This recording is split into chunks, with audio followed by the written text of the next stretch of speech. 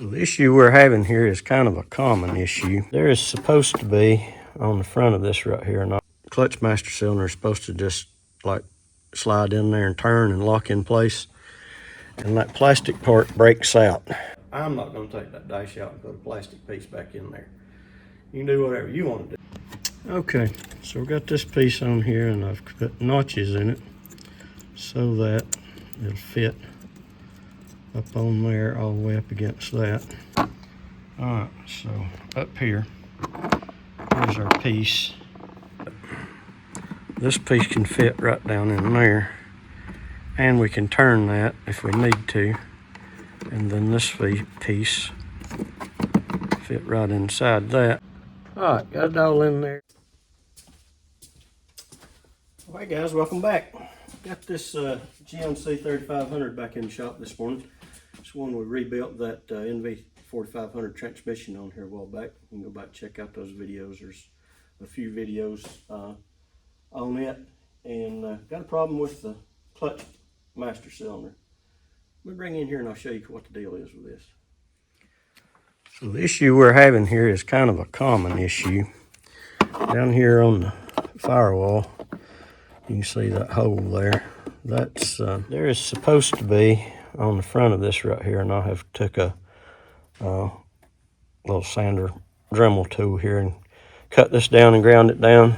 There's supposed to be a piece on the front of this that has a the female side that this fits into. So this clutch master cylinder is supposed to just like slide in there and turn and lock in place, and that plastic part breaks out, and this whole deal right here is made and bolted to the firewall under the dash and then up under the dash, and the whole pedal assembly is plastic. So there, it's a common issue. I mean, you can see here this brake, that's metal. The rod on the accelerator over there, that's metal. But all this is plastic. And up here underneath, we've got the little plastic cup that the master cylinder rod sits in. Of course, that whole pedal lever there is plastic as well. And that's the front side of the little cup there. And then this entire piece right here that bolts on there is plastic. You have to take the entire dash out pretty much to get that out. And then when you get one, it's plastic too that you're putting back in there. So I'll show you what the idea is we got here. So on the actual master cylinder here, I have kind of cut down this little plastic piece right here. And we took a big washer right here and cut a little groove out of it where it would fit up on that and fit on there. And then I got a big old castle nut here, and it's got welded these little L brackets on there, and it wasn't exactly the right height coming out. So I actually got a piece of PVC pipe JB welded in there, and I actually just put that aluminum tape on there to cover that JB weld to kind of hold it in place. And it's sit there all night, so it's pretty much dry. So this thing will fit down on the top of this right here. And so with that big washer with the opening at the top and this with the opening at the bottom, we should get a pretty solid connection on there. So then down in here, I've got a bolt. Let's see if I can get my flashlight where you can see it there. Got a bolt that I've put in from the inside out right here. And then we drill this hole right here with this little angle bit deal right here. And I'm gonna try to get a piece of 3/8 all thread through that and through the plastic housing back in there and get a nut on it so that we can bolt this on right here. So this will go pretty much just like that right there and bolt in place. So of course we'll put this on the master cylinder and put it back in place. And this just pops into the pedal assembly there. And this is the electronic part that tells you truck that the clutch is engaged for starting it. And this rod was also bent where it had kind of kicked out a little bit, and we straightened it up. So let me get in here and see if I can get a piece of all thread through there and get it bolted in, and then I'll get back with you here in a minute. All right, let me bring you back in here and show you what we got. Maybe that fan won't be too loud right there. Got 2 pieces of all thread run through firewall and through that plastic housing in there. I actually had to move this one up from what it was originally to be able to get a nut on the other side of it. And I've got the nut tightened down between the plastic firewall and here. So when we slide this one on there, it should be just tighten it in place. I could cut these off probably later. I may or may not, I don't know. We'll have to take this thing first and get this put on it right here. Like that. And then we'll slide that up into place there. And then put the nuts on this and kind of check it out and see how it comes out. So probably won't be able to show you that, but I'll bring you back and show you the end result. All right, little update there. I did trim them off, shorten them up quite a bit. That'll make it easier to get everything bolted on there, hopefully. Got it in there, tighten it down, went in there and mashed clutch a few times, and having trouble keeping this centered in here. So took this old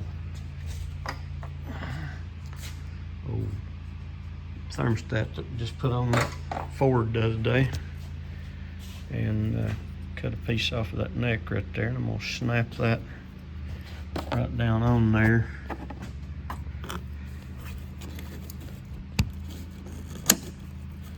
And we should be able to slide that right up in there and get that to center that, and that should keep that from walking back and forth. So I'll let you know how that works. Okay, so we've got this piece on here, and I've put notches in it so that it'll fit up on there all the way up against that. And we got just enough cut out of it that it's tight to snap off and onto there. Off and on. All right, so here's our other piece up here. I took all that tape off of it, painted it up. This piece can fit right down in there, and we can turn that if we need to.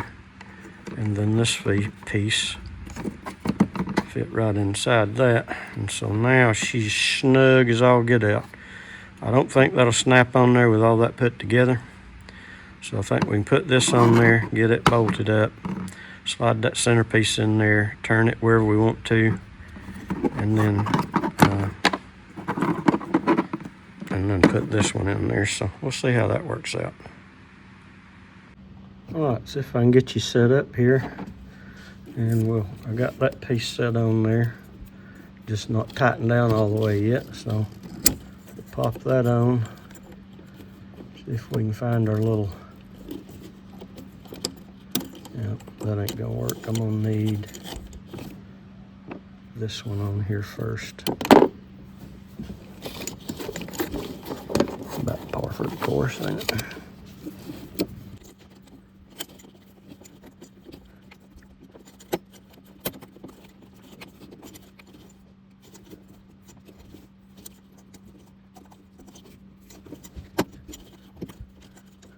Let's see if we can get this one. Yeah, can't do that one hand. I'm gonna have to move you. All right, I got it popped in there. Now let's see if we can snug down these 3/8 nuts.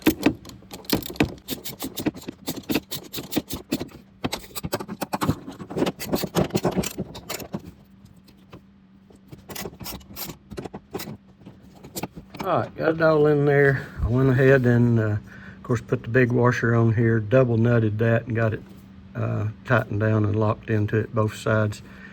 Got both of these pieces in here. She's pretty much centered. I'm gonna go in there and mash the pedal down, and you keep eye on that.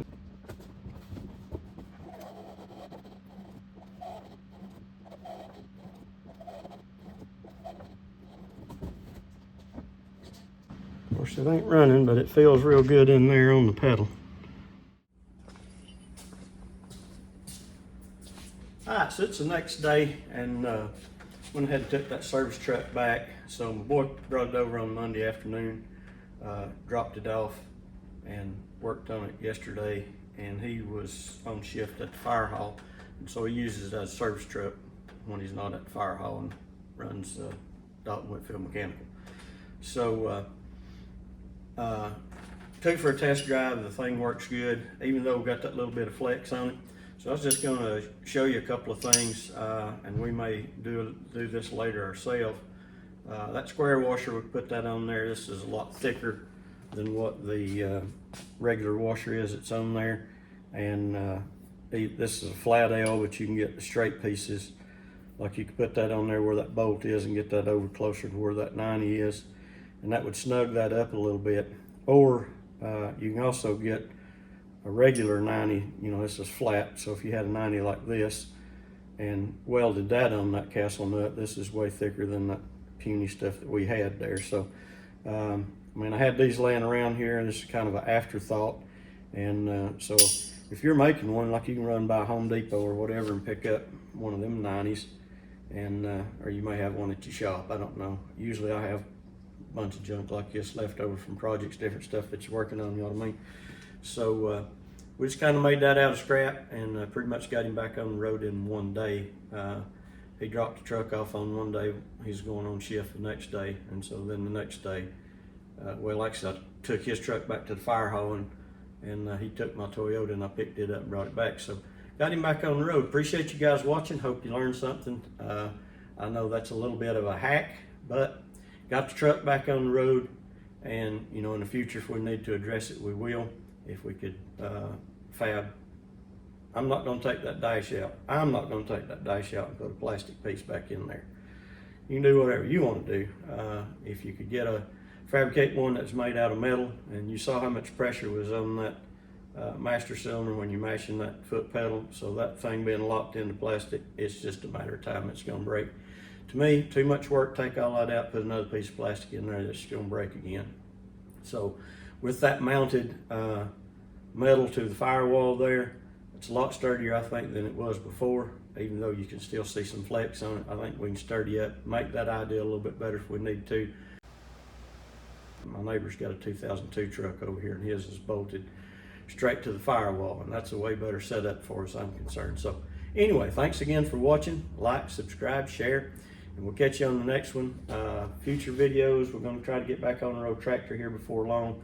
I may throw one in on clean these wheels up on this Toyota before we get the motor video up for the tractor. But we got tractor videos coming. And again, thanks for watching.